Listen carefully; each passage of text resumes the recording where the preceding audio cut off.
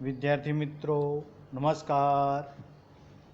હવે આપણે ધોરણ 12 સંસ્કૃત પદ્ય 2 સ્મૃતિ રસસુધા, સ્મૃતિઓની રસસુધા, સુધા એટલે અમૃત, એ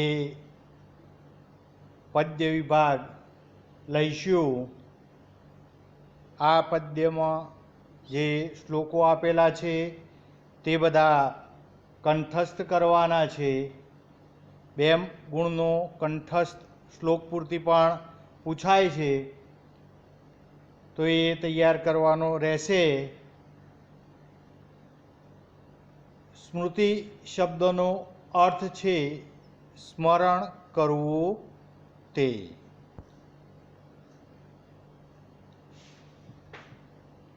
તો સ્મૃતિ શબ્દનો અર્થ છે સ્મરણ કરવું તે. અહીંયા 3 વિભાગ છે. એમાં પ્રથમ સ્મૃતિ શબ્દ. પરંતુ વૈદિક સાહિત્યમાં આ સ્મૃતિ શબ્દનો પ્રયોગ એક પ્રકારના ધર્મશાસ્ત્ર માટે થાય છે. ધર્મશાસ્ત્રને સ્મૃતિ કહેવા પાછળનું કારણ એ છે કે તેના દ્વારા માનવ ધર્મનું સ્મરણ કરવામાં આવે છે.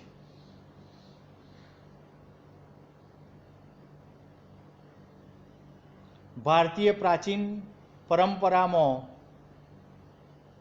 સ્ત્રોત સૂત્રો, ધર્મસૂત્રો, ગૃહ્ય સૂત્રો, રામાયણ તથા મહાભારત, પુરાણ અને મનુ વગેરે દ્વારા પ્રોક્ત સ્મૃતિઓ, આ બધા ગ્રંથોને સ્મૃતિશાસ્ત્રની કોટીમાં મૂકવામાં આવ્યા છે.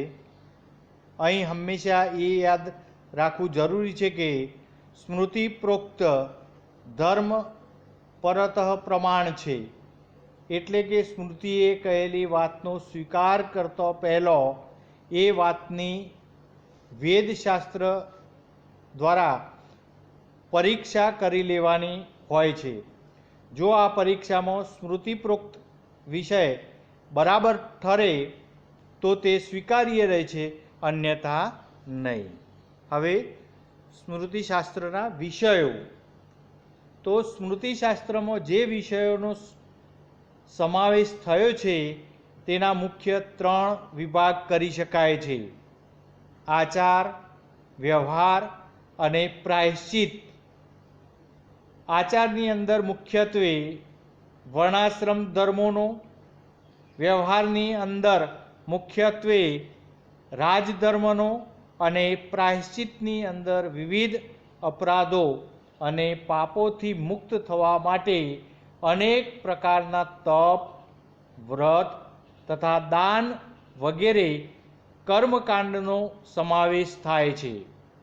પ્રસ્તુત પાઠમાં આચારના વર્ણન પ્રસંગે વિવિધ સ્મૃતિ ગ્રંથોમાં વ્યક્ત થયેલા મૂલ્યવાન વિચારોવાળા 8 પદ્યોનો સંગ્રહ કરવામાં આવ્યો છે.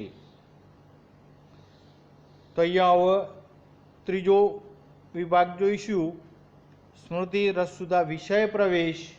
તો પ્રથમ પદ્યમાં અધર્મનું આચરણ કરનારી વ્યક્તિના જીવનના 4 તબક્કા વર્ણવ્યા છે.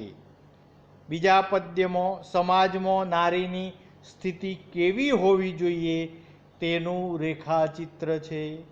ત્રીજા પદ્યમાં જ્ઞાનના અર્જનની પ્રક્રિયા સૂચવેલી છે. ચોથામાં વિપ્રને માટે અધ્યયનનો તથા પાંચમામાં વિદ્યાની સાથે તપનો મહિમા બતાવ્યો છે. છઠ્ઠું પદ્ય દુરાચારના પરિણામની અને 7મું પદ્ય આચારના પરિણામની રજૂઆત કરે છે. છેલ્લું અને 8મું પદ્ય સુખ અને દુઃખની પરિભાષા આપે છે. હજારો વર્ષથી ભારતીય પ્રજામાં જે રીતનો જીવન વ્યવહાર પ્રવૃત્ત થયેલો છે તેનો અંદાજ આ પદ્યોમાં નિહિત વિચારમાં જોઈ શકાય એમ છે. આ પાઠના બધા જ શ્લોકો અનુષ્ટુપ છંદમાં છે. હવે આપણે શ્લોક 1 જોઈશું. અહીંયા ગાવાની પણ પ્રેક્ટિસ કરવાની જ છે કંઠસ્થ કરવા માટે. તો પ્રથમ શ્લોક, અધર્મેણ એદ્યતે તાવત તતો ભદ્રાણિ પશ્યતિ તતઃ સપત્નાન જયતિ સમૂલમ તુ વિનશ્યતિ. આ શ્લોક મનુસ્મૃતિમાંથી લેવામાં આવેલ છે. અહીંયા અધર્મેણ એટલે અધર્મથી, અધર્મેણ એટલે અધર્મથી, એત્યતે, એત્યતે એટલે સુખી સમૃદ્ધ થાય છે. તાવત શબ્દ અહીંયા અધર્મેણ તાવત એદ્યતે, તાવત એટલે પહેલા, તાવત એટલે પહેલા. તો અધર્મેણ તાવત એદ્યતે આ ક્રમમાં અન્વય થયેલું છે. અન્વય જોઈ લેવાનો. અન્વય પહેલા જોઈ લેજો. અધર્મેણ તાવત એદ્યતે તતઃ ભદ્રાણિ પશ્યતિ. બીજી લીટી, તતઃ સપત્નાન જયતિ તુ સમૂલમ વિનશ્યતિ.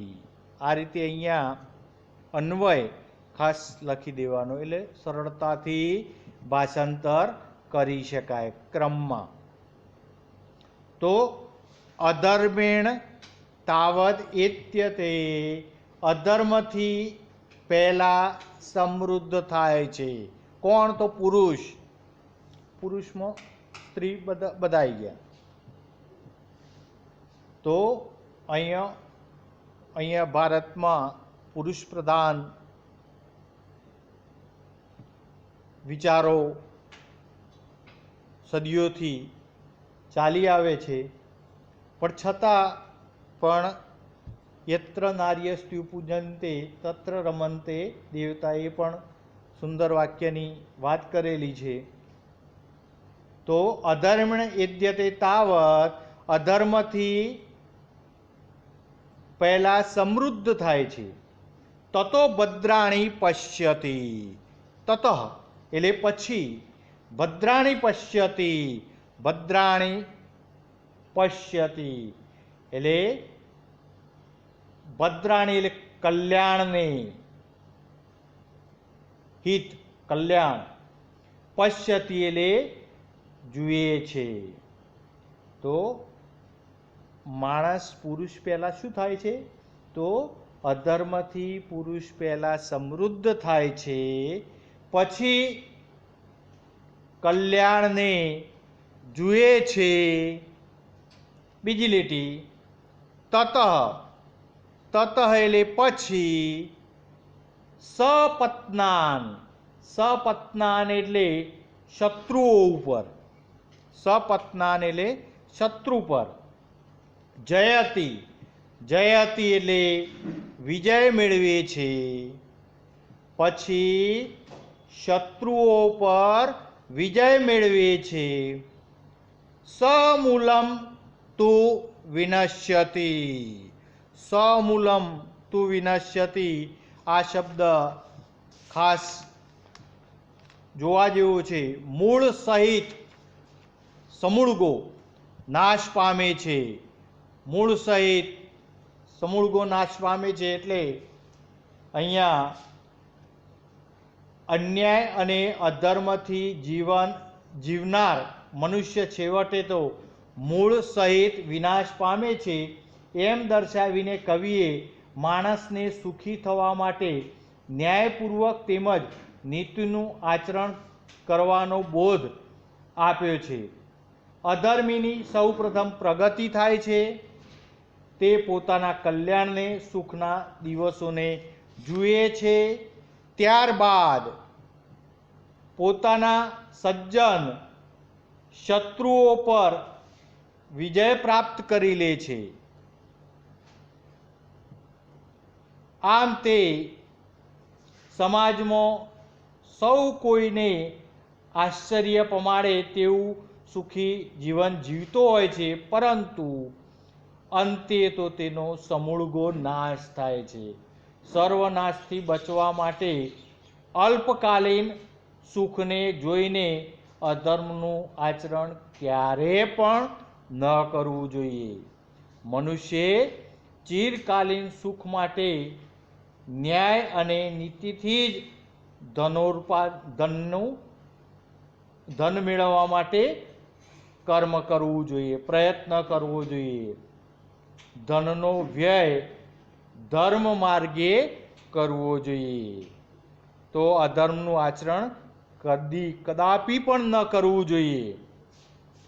તો અહીંયા એ રીતે સમૂલમ તુ વિનશ્યતિ, છેવટે મૂળ સહિત સમૂળગો નાશ પામે છે. તો અહીંયા સરસ વાત કરી છે આ પદ્યમાં, આ શ્લોકમાં. અધર્મથી પુરુષ પહેલાં સમૃદ્ધ થાય છે, પછી કલ્યાણને જુએ છે, પછી શત્રુઓ પર વિજય મેળવે છે, છેવટે સમૂળગો પરિવાર સહિત નાશ પામે છે. આ રીતે સુંદર રીતે એનું ભાષાંતર પણ છે, સરસ આવડી જાય એવું સરળ છે, કંઠસ્થ પણ કરવાનું છે. તો આ રીતે કંઠસ્થ વિદ્યાર્થી મિત્રો દરેક ચોપડામાં લખી લેજો અને તૈયાર કરજો. હવે પદ્ય 2 જોઈશું.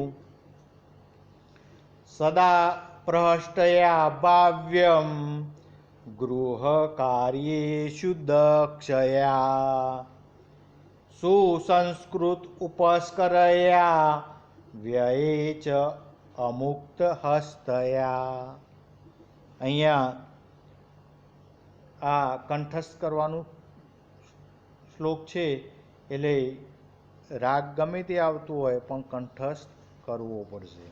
તો સદા પ્રહષ્ટયા ભાવ્યમ, અટકવાનું. ગૃહ કાર્યેષુ દક્ષયા સુસંસ્કૃત ઉપસ્કરયા વ્યયે ચ અમુક્ત હસ્તયા. આ શ્લોક પણ મનુસ્મૃતિમાંથી લેવામાં આવેલો છે. એનો અન્વય પણ કરવાનો. તો અહીંયા સ્ત્રીઓની વાત કરી છે. સ્ત્રીઓ સદા પ્રહષ્ટયા ભાવ્યમ,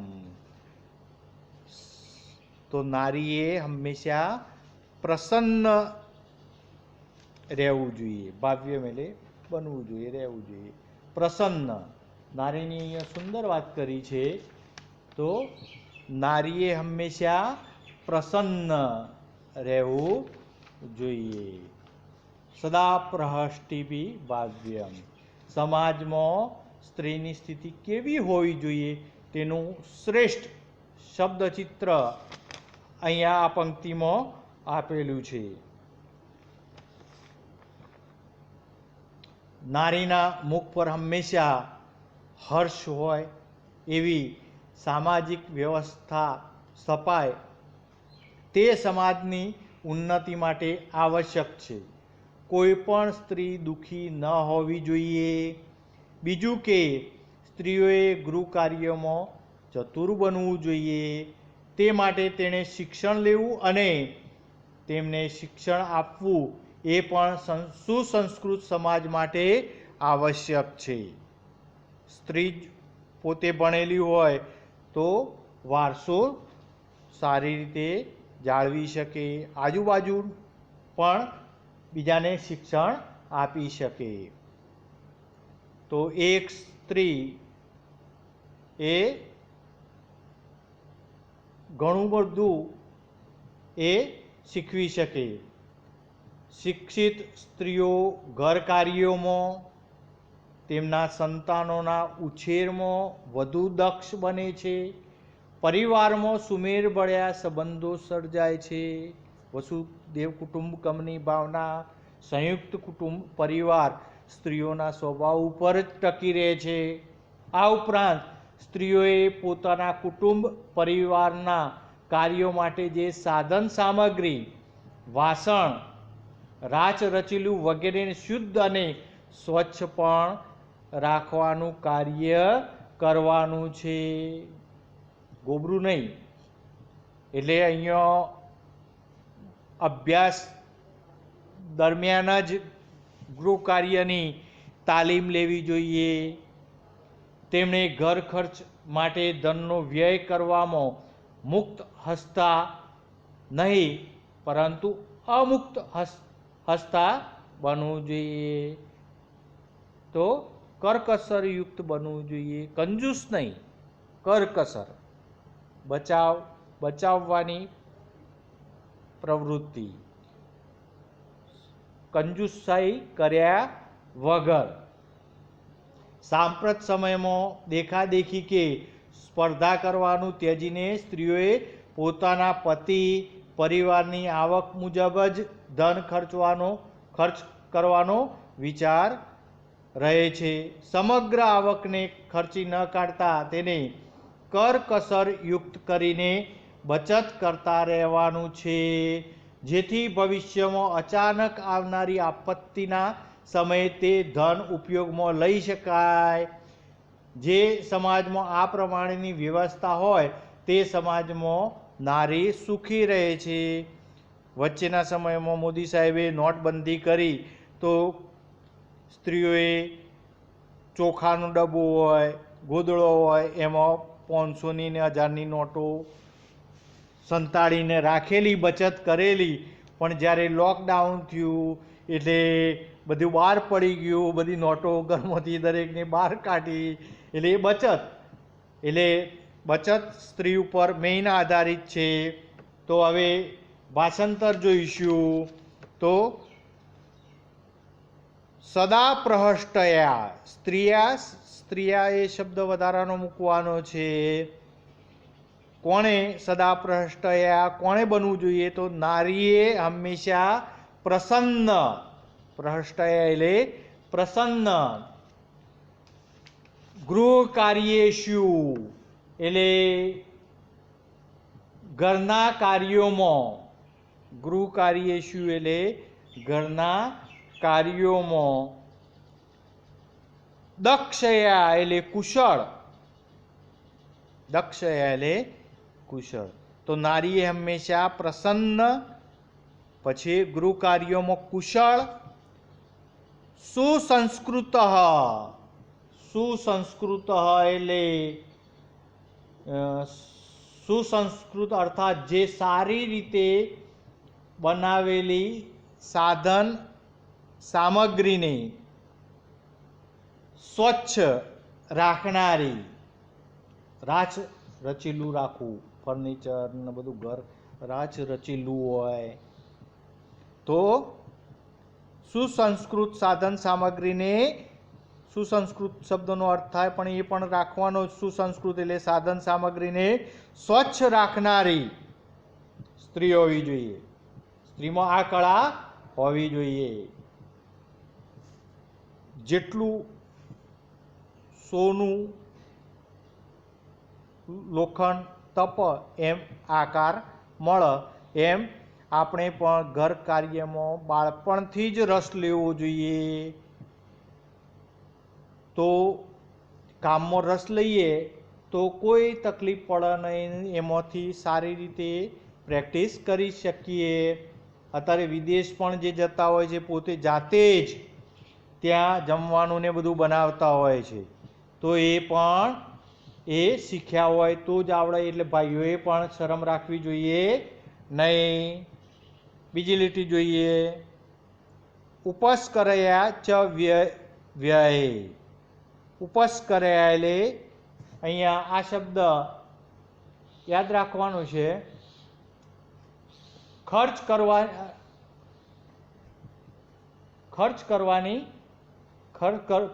કરવામાં અમુક્ત હસ્તયા. તો અહીંયા અમુક્ત હસ્તયા, અમુક્ત હસ્તયા શબ્દ પણ નોંધી રાખજો. અમુક્ત હસ્તયા એ શબ્દ પણ નોંધી રાખવો પડશે. કર કસર યુક્ત બનવું જોઈએ. ભાવ્યમ શબ્દ છેલ્લા બનવું જોઈએ. જે પહેલી લીટીમાં ભાવ્યમ શબ્દ આપેલો છે એ છેલ્લે લેવાનું છે. બધાને અનુસંધાન કરી અને બનવું જોઈએ. તો અહીંયા આ રીતે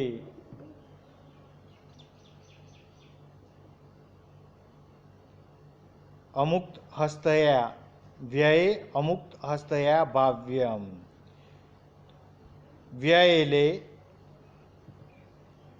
ખર્ચમાં, અમુક્ત હસ્તયા એટલે કર કસર યુક્ત વધુ પડતું ધન ન ખર્ચવું જોઈએ. ભાવ્યમ એટલે બનવું જોઈએ. ફરીથી પ્રથમ લીટી સદા પ્રહષ્ટ સ્ત્રીયા સદા પ્રહષ્ટયા નારી હંમેશા પ્રસન્ન ગૃહ કાર્યેષુ દક્ષયા ગૃહ કાર્યોમાં કુશળ સુસંસ્કૃત ઉપસ્કરાયા એટલે સુસંસ્કૃત સાધન સામગ્રીને સ્વચ્છ રાખનારી અને ચ એટલે અને વ્યય એટલે ખર્ચમાં અમુક્ત હસ્તયા ભાવ્યમ કરકસર યુક્ત બનવું જોઈએ. તો નારીએ હંમેશા પ્રસન્ન ગૃહ કાર્યોમાં કુશળ સુસંસ્કૃત સાધન સામગ્રીને સ્વચ્છ રાખનારી અને ખર્ચમાં કરકસર યુક્ત બનવું જોઈએ. આમ આ રીતે અહીંયા બીજો પદ્યનો શ્લોક નંબર 2 પૂરો થયો. હવે ત્રીજો શ્લોક જોઈશું. તો શ્લોક નંબર 3 વેદસ્વીકરણમ પૂર્વ વિચારોભ્યસનમ જપ તદાનમ ચૈવ શિષ્યોભ્યો વેદાભ્યાસો હિ પંચદા. વેદાભ્યાસો હિ પંચદા. અહીં વેદનો અભ્યાસ 5 પ્રકારનો કહ્યો છે. વેદાધ્યયનની રીતો 5 પ્રકારની છે. તો 5 પ્રકારો કયા કયા? તો અહીંયા આપેલા છે આ પદ્યમાં. તો અહીંયા વેદાભ્યાસો હિ પંચદા શરૂઆત ભાષાંતર એ રીતે અન્વયમાં લેવાનું છે.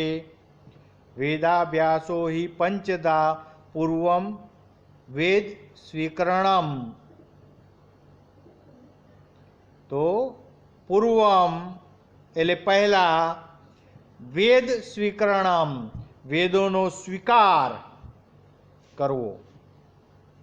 તો પહેલા વેદોનો સ્વીકાર કરવો. વેદો કેટલા એ તો આપણે પહેલા પદ્યમાં જોઈ લીધું છે. ઋગ્વેદ, યજુર્વેદ, સામવેદ અને અથર્વવેદ. વિચાર એટલે મનન કરવું જોઈએ. વિચાર એટલે મનન કરવું જોઈએ. અભ્યસનમ એટલે અભ્યાસ કરવો. જપ એટલે જાપ કરવો. અને શિષ્યભ્ય દાનમ તે વિદ્યાર્થીઓને દાન કરવું.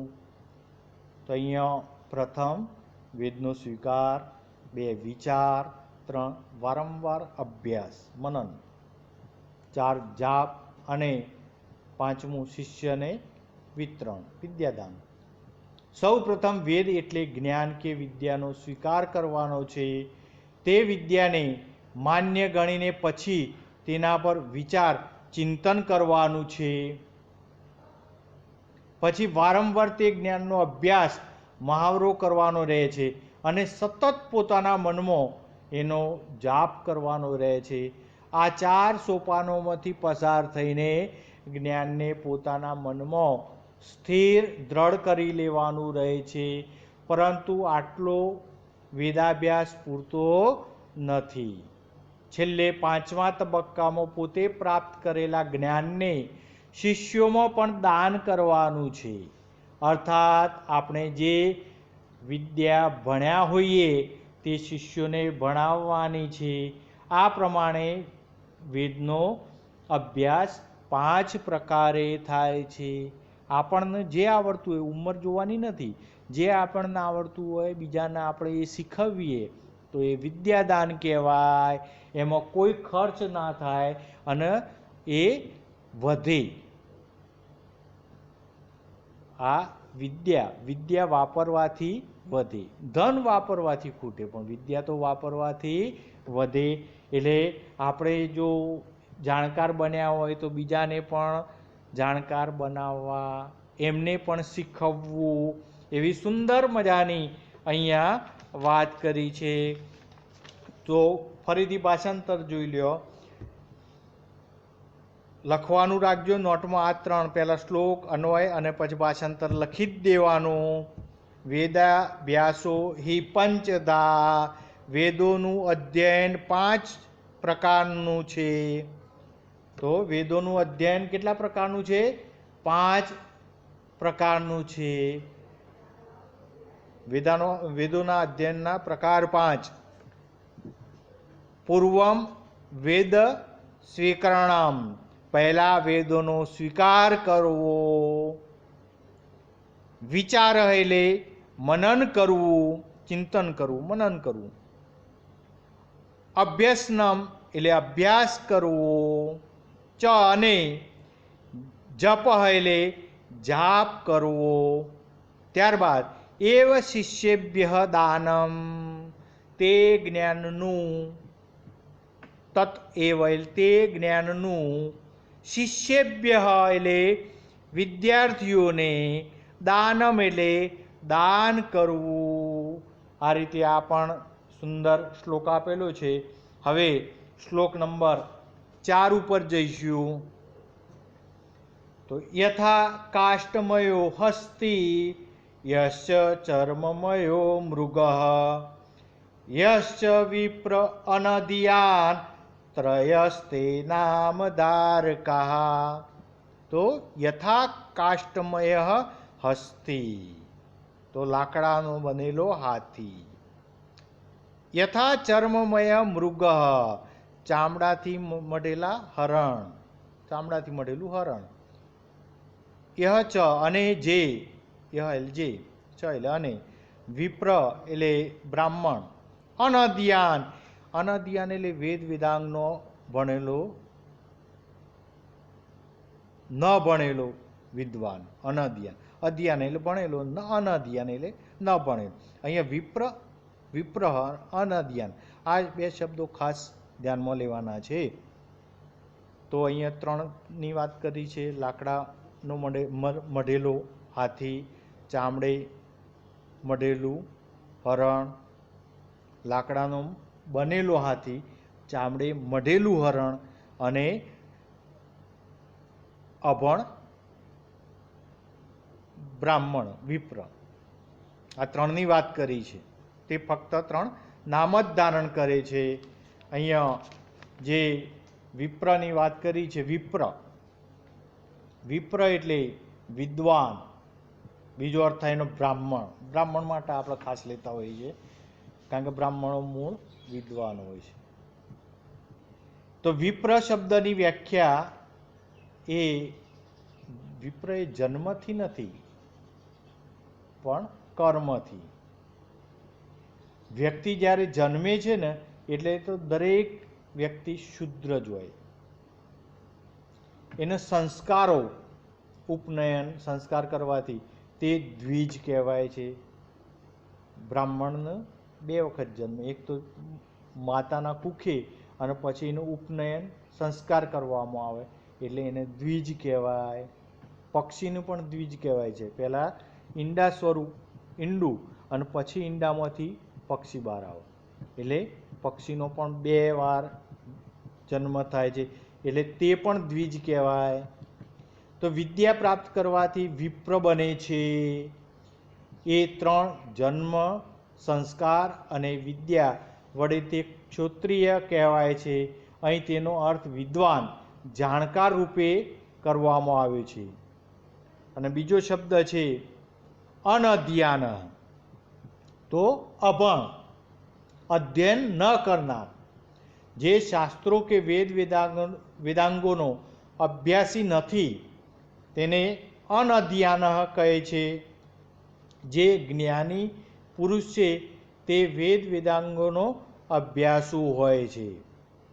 તેણે શિક્ષા, કલ્પ, વ્યાકરણ, છંદ, નિરુક્ત અને જ્યોતિષ સહિત વેદનું અધ્યયન કરે છે. જે આ પ્રમાણે ભણતો નથી તે અજ્ઞાની છે, અભણ છે. અહીં વેદોનું અધ્યયન ન કરનાર અજ્ઞાની બ્રાહ્મણને માત્ર નામ જ ધારણ કરનાર કહ્યું છે. એ ફક્ત નામ જ ધારણ કરે છે, બાકી એનામાં એક સાચો વિદ્વાન જ્ઞાની હોતો નથી. તો અહીંયા ભાષાંતર જોઈએ તો યથા કાષ્ટમય હસ્તી, કાષ્ટમય એટલે લાકડાનો, હસ્તી એટલે હાથી. યથા કાષ્ટમય હસ્તી, લાકડાનો બનેલો હાથી. યથા કાષ્ટમય હસ્તી એટલે લાકડાનો બનેલો હાથી. યથા ચર્મમય મૃગ, ચર્મમય એટલે ચામડે મઢેલું, મૃગ એટલે હરણ. ચ અને, ચ એટલે અને, યહ એટલે જે, અનધ્યાન વિપ્રહ, અનધ્યાન એટલે જે વેદાંગ ન ભણેલો, વિપ્રહ એટલે વિદ્વાન હોય, વિપ્રહ એટલે વિદ્વાન હોય. તે ત્રય એ ત્રણે માત્ર નામ ધારકા એટલે નામ ધારણ કરનાર, વધારાનો શબ્દ મૂકવાનો, સંતિ એટલે હોય છે. માત્ર કહેવા પૂરતા જ, માત્ર નામ ધારણ કરનાર હોય છે. તો લાકડાનો બનેલો હાથી, ચામડે મઢેલું હરણ અને જે વેદાંગ ન ભણેલો વિદ્વાન હોય એ ત્રણેય માત્ર નામ ધારણ કરનાર છે, માત્ર કહેવાના જ છે. તો અહીંયા આપણે 4 શ્લોકોનું ભાષાંતર અને એના શબ્દાર્થો અને જોયું. એટલે વિદ્યાર્થી મિત્રો આ ખાસ કંઠસ્થ કરવાના છે, એટલે તૈયારી રાખજો. કંઠસ્થ કરવાના જ, અત્યારથી જ તૈયાર કરી દેવાના, એટલે પછી તકલીફ રહે નહીં. હવે પાર્ટ 2 પછી જોઈશું. અસ્તુ. જય સચ્ચિદાનંદ.